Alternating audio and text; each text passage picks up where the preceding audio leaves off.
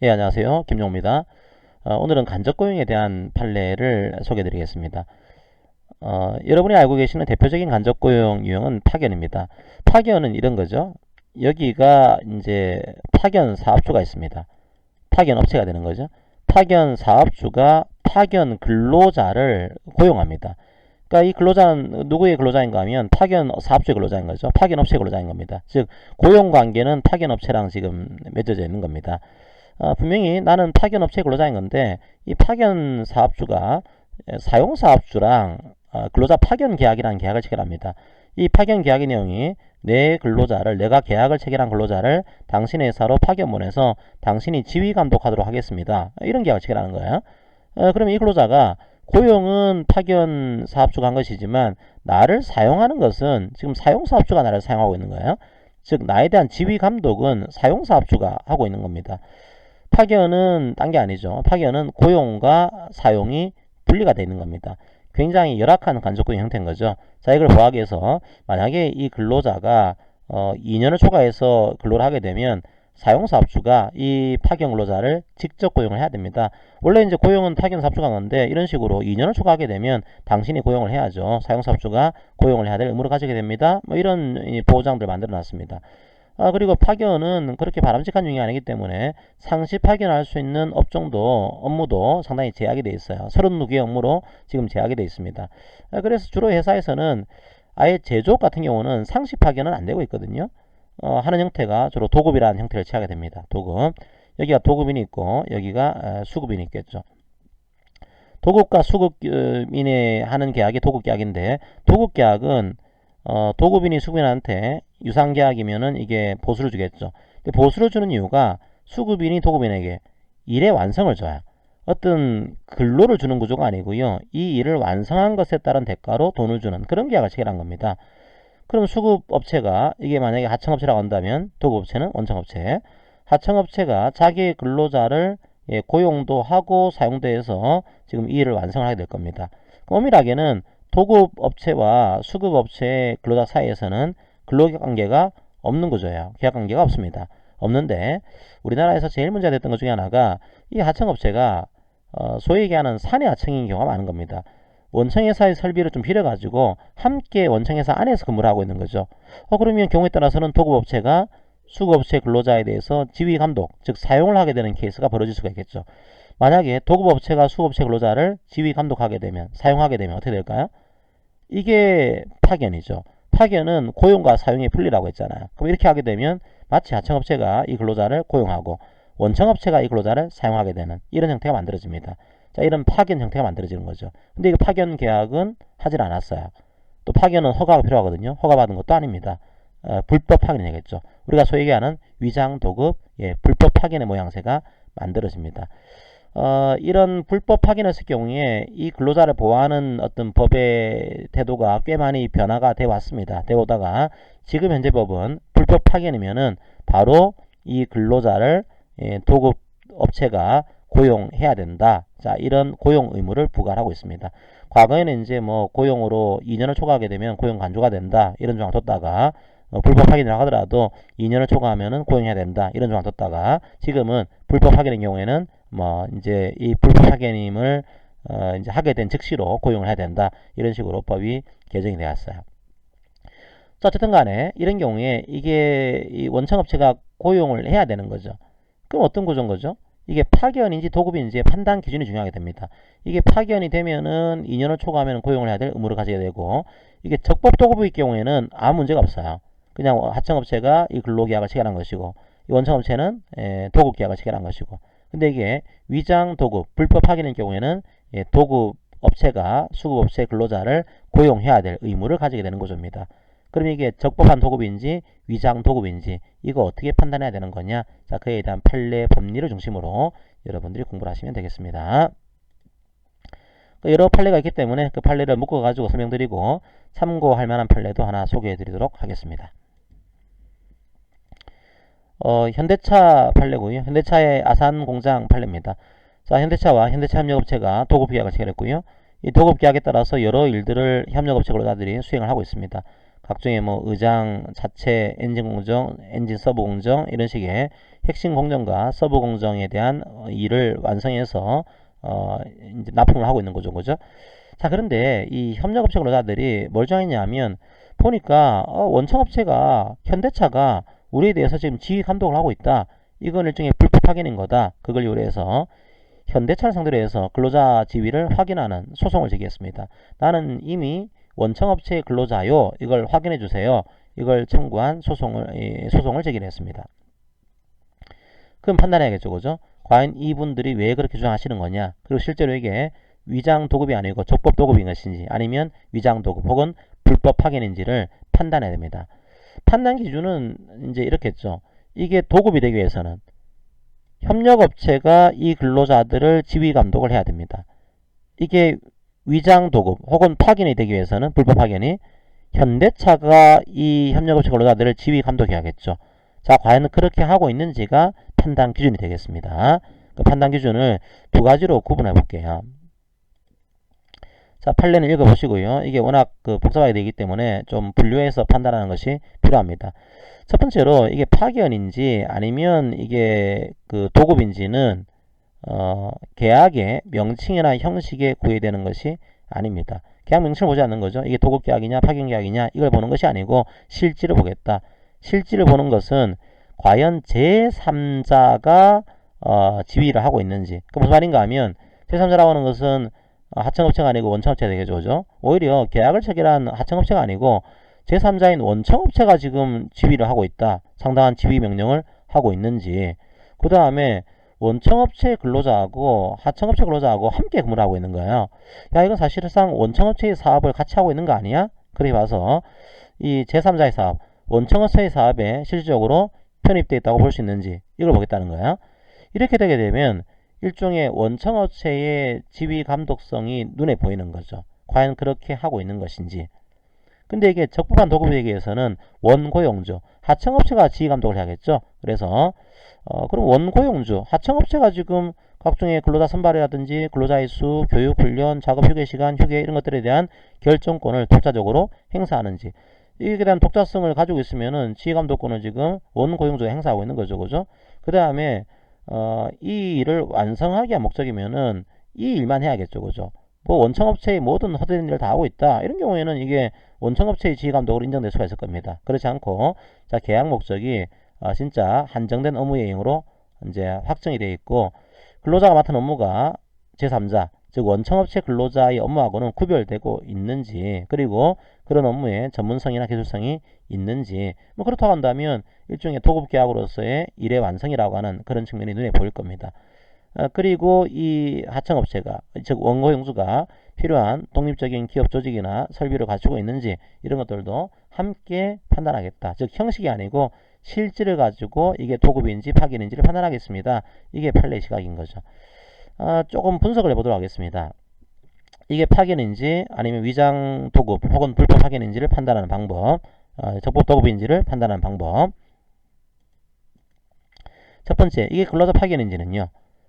계약의 명칭을 보지 않는다고 했죠. 계약 명칭을 보는 게 아니고 계약의 실질, 이게 파견 계약이냐 도급 계약이냐 이걸 보는 게 아니고 실질적으로 이제 파견의 모양새를 띠고 있는 거냐 이걸 보겠다는 겁니다.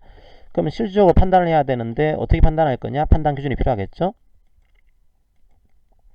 자, 첫 번째로 이게 파견이라고 한다면 그렇게 할 것이다. 이 징표를 제시하게 됩니다. 이게 파견이라고 한다면 제3자 원청업체가 상당한 지휘감독을 하청업체 근로자에게 하고 있겠죠, 그죠? 자, 이런 경우에는 이게 파견이 될 수가 있어요. 자, 혹은 이 당해 근로자가 즉 하청업체 근로자가 원청업체 근로자하고 함께 공동작업을 하고 있는 겁니다. 사실상 원청업체의 사업에 지금 편입되어 있다고 볼 수 있는지 원래는 그 도급 사업은 도급 계약은 이제 분리가 돼서 이 사업을 이제 완성을 하고 납품을 해야 되는 거죠인데 같이 하고 있는 거네. 같이 하고 있으면 지금 사실상 원청업체가 지휘 감독하고 있는 거 아닙니까? 자, 이게 보이는 거죠. 과연 그렇게 하고 있는지 이게 적극적인 파견 징표에 해당하는지를 판단 기준으로 삼고 있고요.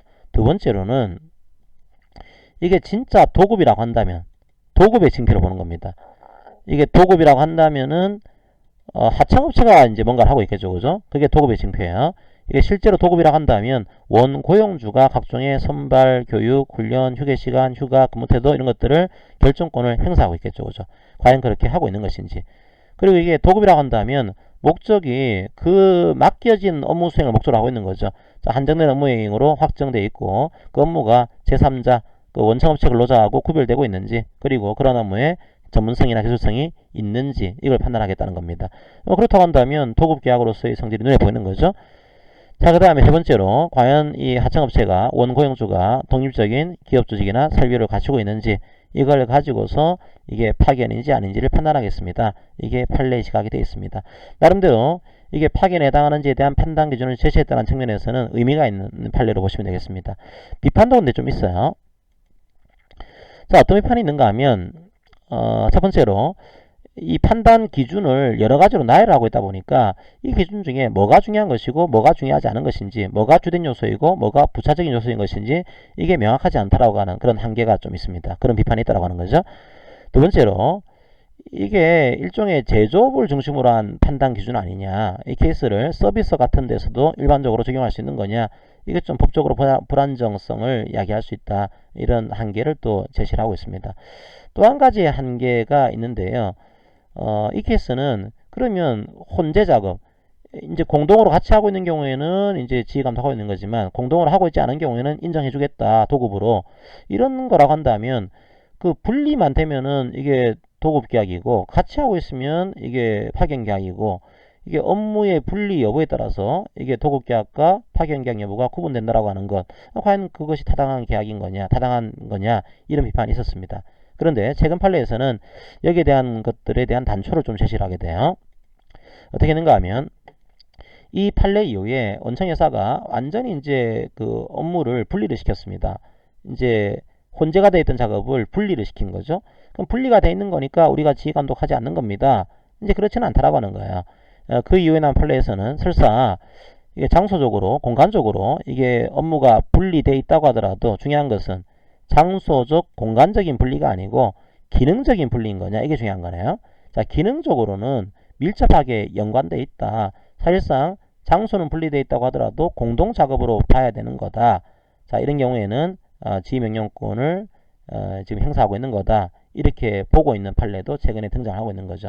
즉 여기서 말하는 분리와 독립은 장소적, 공간적인 그런 분리 독립이 아니고 기능적으로 분리되어 있는 거냐, 그렇지 않고 기능적으로 연계가 되어 있으면 이건 분리되어 있지 않은 거다, 이건 지휘명령권을 인정할 수 있는 거다, 이에 대한 판례가 최근에 등장하고 있는 겁니다. 자, 그 내용도 하나 이해하시고요. 좀 시간이 길지만 참조할 만한 판례도 하나 소개해 드리겠습니다. 판례 결론은 뭐 이제 이제 현대차 아산 공장에서는 보니까 여러 가지 작업량, 작업 방법, 작업 순서, 작업 속도, 장소, 시간 등을 지금 결정을 하고 있어요. 누가요? 원청업체가 결정하고 있는 겁니다. 그 다음에 이제 구체적인 작업 지시를 실제로는 그 원청업체가 하고 있는 것으로 인정을 했습니다. 이제 컨베이어벨트가 쭉 돌아가게 되면은 그에 대한 작업 지시를 원청이 해야 되거든요. 뭐 그래서 이 작업 지시도 원청이 하고 있는 거다, 인정이 돼서 이 케이스는 근로자 파견 관계로 인정을 했습니다. 이게 적법하지 않은 파견이죠. 지금은 바로 고용을 해야 되고요. 옛날에는 2년을 초과하면은 고용 간주가 된다, 이런 조항을 두고 있었거든요. 이 케이스는 옛날 그 법사항에서의 판례였기 때문에 직접 고용된 것으로 간주가 되는 뭐 그런 식의 판결이 내려지게 됩니다. 자, 이렇게 여러분들이 하시고, 자, 참조할 만한 판례는 이제 KTX 사건이었습니다. 자, 이제 한국철도공사와 철도유통, 과거에 홍익회였죠. 자, 철도유통이 이제 열차 안전에 관한 위탁계약을 체결하게 됩니다. 그리고 이 한국철도공사에는 열차 팀장이 직접 고용이 되는 그런 상태였고, 이분이 안전 관련된 업무를 수행하고 있습니다. 그리고 위탁계약을 체결한 협력업체가 자, 승무원을 고용을 했어요. 안전 관련 업무를 제외한 기타 승객 서비스 부분을 이제 위탁을 맡긴 겁니다. 그런데 이분들 입장에서는 지금 열차 팀장이 우리에 대한 지휘 감독을 하고 있다. 한마디로 지금 철도공사가 우리에 대한 지휘 감독을 하고 있는 거니까, 자, 이거는 그 불법 파견이다, 요걸 주장을 했고요. 두 번째로 아예 철도 유통 자체가 이제 사업주로서의 독자성이나 독립성이 결여가 돼 있다. 아예 불법 파견을 논하지 않더라도 묵시적인 근로계약을 철도공사랑 체결한 거다. 이걸 주장하게 됩니다. 그러니까 두 가지를 주장하신 거죠. 아예 파견 따질 필요 없이 처음부터 철도공사랑 묵시적으로 근로계약이 성립이 된 거다. 요 주장. 두 번째로 뭐 그게 안 된다고 하더라도 우리에 대한 지휘 감독을 지금 철도공사가 하고 있는 거니까 이건 불법 파견이다. 그러니까 철도공사가 우리의 사용자입니다. 나는 철도공사의 근로자입니다. 이걸 확인해 달라고 하는 소송을 제기를 하게 됩니다. 첫 번째 쟁점은 그럼 이게 과연 묵시적 근로계약으로 볼 수가 있는 거냐? 참 쉽지가 않아요.